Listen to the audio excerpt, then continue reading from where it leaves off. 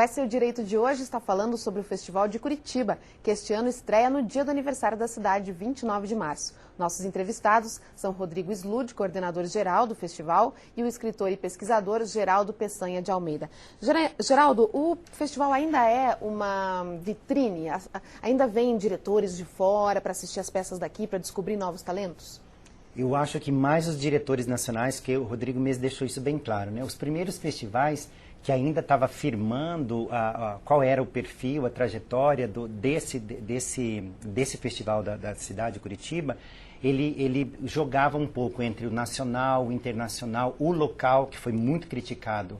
Os 5 primeiros festivais não tinham participação de grupos curitibanos eminentemente. Então, naquela época houve uma crítica muito grande, que deveria ter uma parcela reservada aos grupos de Curitiba e tal, e logo na sequência aparece o Fringe, que aí a mostra era democrática, então os grupos entraram e entraram muito, com bastante força, né?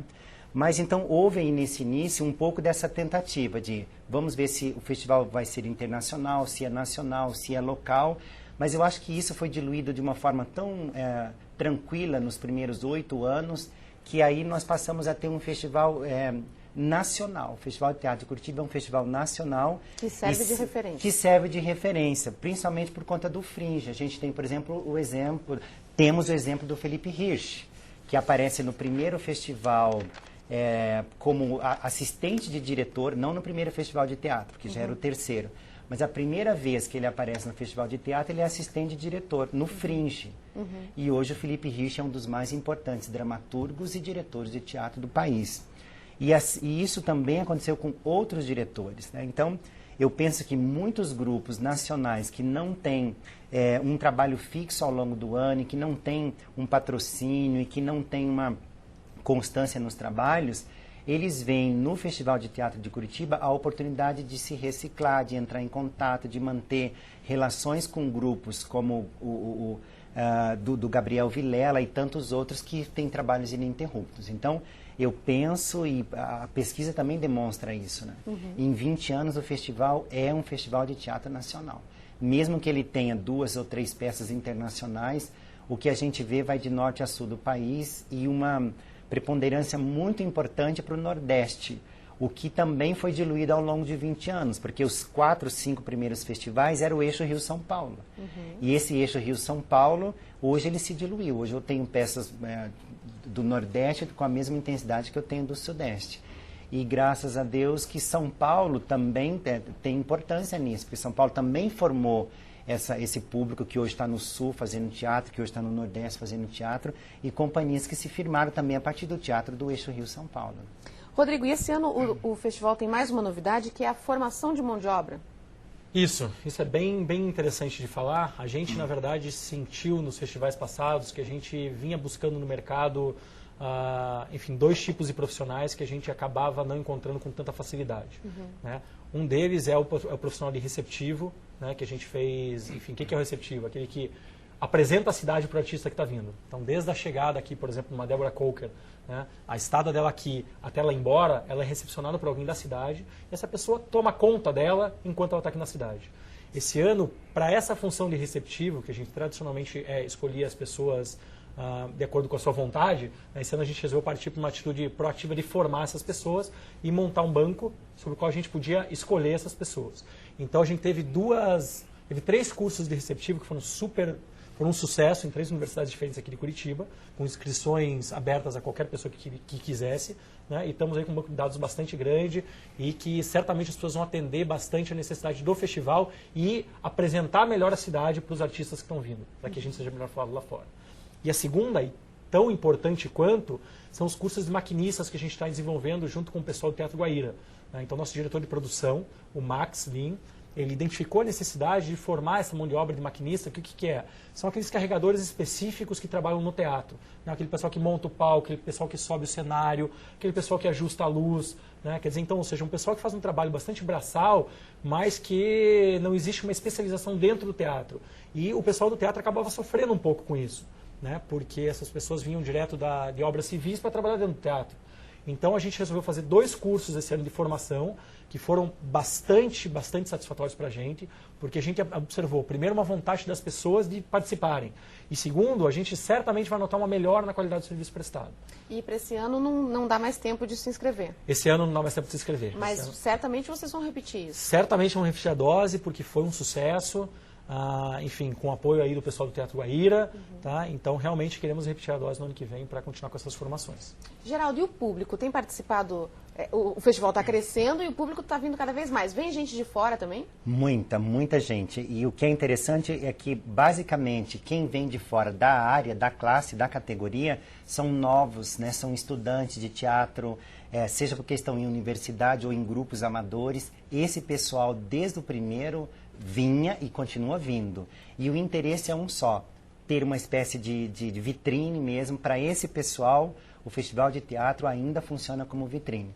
Porque mas tem gente que vem só para assistir. Só para assistir e assistir muitos espetáculos. Então, eu hoje não faço mais essa brincadeira, mas nos primeiros eu ficava atrás de quem tinha visto mais espetáculos. Então, numa mostra de 250, você encontrava facilmente quem tinha visto 50 espetáculos. Ou seja, ver 50 espetáculos em 10 dias, o sujeito comia um lanche na coxinha entre um espetáculo e outro. E aí eu perguntava assim, você consegue me dar o resumo de, sei lá, de 10? E o sujeito tinha. Conseguia. Tinha o resumo de 10 espetáculos, o que comprovava que ele assistia efetivamente. Você lançou esse livro, vamos mostrar o teu livro? Acho que foram essa aqui. os 10 anos do festival. E você está fazendo outro agora. Isso, eu estou terminando agora os 20 anos do festival. Então, como essa é a 20ª edição, o livro sai na próxima edição, mas já incluindo a 20ª edição. Conta uma história assim de bastidor. Na verdade, em 400 páginas, em cada um dos capítulos eu tenho histórias de bastidores. Mas eu acho que a história mais interessante dos bastidores é do primeiro festival mesmo. Porque o primeiro festival estava completamente estruturado. Nós tínhamos, então, as peças, tinha o patrocínio do Bamerindos, na época, que é um banco que nem existe mais, tinha curadoria, a própria Lúcia Camargo. Então, o festival estava completamente pronto. Só havia um problema. Curitiba só tinha um teatro, que era o Teatro Guaíra. E na época que o festival precisava fazer a primeira das edições, o Teatro Guaíra pertencia ao Estado, como pertence até hoje, mas o governador era Roberto Requião. E o prefeito da cidade era Jaime Lerner. Então, como a Ilana Lerner fazia parte também da equipe do primeiro festival, a primeira procura pelo Festival de Teatro, pelo Teatro Guaíra, foi negada. Então, o governador deixou bem claro que no Guaíra não seria feito o Festival de Teatro. E então, o Jaime Lerner, voltando de uma viagem a São Paulo, sabendo disso, desenha então a ópera de arame, né, num guardanapo no avião e diz assim, olha, eu pensava em fazer um teatro para Curitiba, baseado assim em algumas coisas que eu tenho visto mundo afora, mas não era para agora. Agora, dadas as circunstâncias, isso faltava 3 meses e meio para o Festival de Teatro, que já estava com todas as cotas vendidas, patrocínio. Então, a ópera de arame surge do papel à construção, à inauguração, em 3 meses e meio. Ele construiu um teatro para fazer a inauguração, o lançamento, e por isso hoje Curitiba tem a ópera de arame. E o Teatro Guaíra acabou entrando. E o Teatro Guaíra acaba entrando nas outras edições. E essa coisa da política também, que passa pela cultura, foi muito interessante. Porque hoje nós temos mais de 40 espaços de teatro na cidade que funcionam o ano inteiro, fora esses espaços temporários ou espaços extraordinários, como a rua, uma lanchonete, e que naquele primeiro ano não era possível, porque a cidade não tinha essa cultura. Não conhecia. Né? E esse ano, então, tem lugares novos, né? Isso. Então, aproveitando esse gancho do Geraldo... exatamente. Queria até, primeiro, agradecer à Prefeitura e à Fundação Cultural, que permitiu que, primeiro, a gente usasse a ópera de arame novamente. Então, a gente está numa parceria bem bacana com a Bosch, que está nos dando um patrocínio bastante interessante para a gente conseguir reformar, né, a ópera de arame para utilização durante o festival. Nossa intenção não é fazer uma reforma estrutural, mas é reformar para deixar ela operante durante o festival. Então esse é um dos espaços que a gente, pelo menos por 12 dias, devolve à cidade. E aí temos o grande prazer de inaugurar 2 teatros, né, e aí realmente apresentar 2 teatros, ou reapresentar 2 teatros para a cidade. O primeiro é o Teatro do Bom Jesus, né, onde a gente vai ter 2 estreias nacionais de absurdo renome, uma da Sutil, né, chamada Trilhas Sonoras e Amor Perdido, e a outra do Grupo Galpão, estreando Tilvânia, né, que é, enfim, uma peça de que Tchekhov. É onde, na 24 de maio? Que é, exatamente, ali no centro, exatamente. Então, esse espaço, na verdade, era utilizado como um espaço só para apresentações internas do Bom Jesus, e agora o Bom Jesus resolveu devolver esse espaço para a cidade. Eu fui 2 vezes lá durante as obras, o teatro está super bonito, e o pessoal que for lá realmente não vai, enfim, não deixa nada a desejar com os outros teatros da cidade. E o outro é o teatro do Colégio Estadual do Paraná. Tá? Que legal. E lá a gente está usando para fazer exatamente a mostra infantil. Né? Então é um teatro que tem seus 700 lugares, que está sendo inteiramente reformado agora e que vai ser apresentado à cidade, reintegrado às programações normais da cidade durante a nossa programação do festival.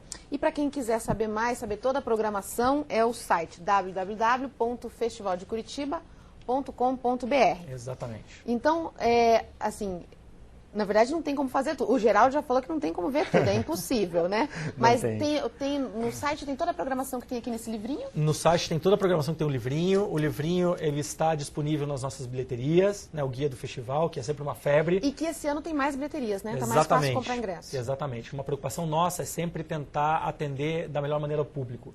E a gente entendeu que aumentando a capilaridade da bilheteria, quer dizer, aumentando a quantidade de pontos de venda pela cidade, a gente fornecia um serviço adicional ao público. Então, esse ano, o público pode comprar nos shoppings Miller, Shopping Barigui e no Shopping Paládio. Tá? As bilheterias abrem nos horários normais dos shoppings. E pela internet? Pela internet também pode comprar. Já pode já comprar pode pela comprar internet? também. A gente tem uma parceria com o Ingresso Rápido, tá? Que você entra no site do Ingresso Rápido, você também pode comprar os ingressos para o nosso festival. Então só vai ficar na fila quem quiser. Agora tem que ser rápido, né? Comprar rápido. Exatamente, porque a nossa procura pelos aficionados de teatro que o Geraldo vem acompanhando, ela é bastante grande. Então as peças, não digo mais importantes, nem mais em nome, porque a gente, enfim, não julga, a gente acha que todas elas que estão aqui são bastante interessantes, mas quem tiver alguma peça específica de preferência, corra rápido na bilheteria, porque as peças estão se esgotando. E uma coisa que eu acho que é interessante também para quem nunca foi ao festival. Então tem Isso. muitos pais que querem levar os filhos, tem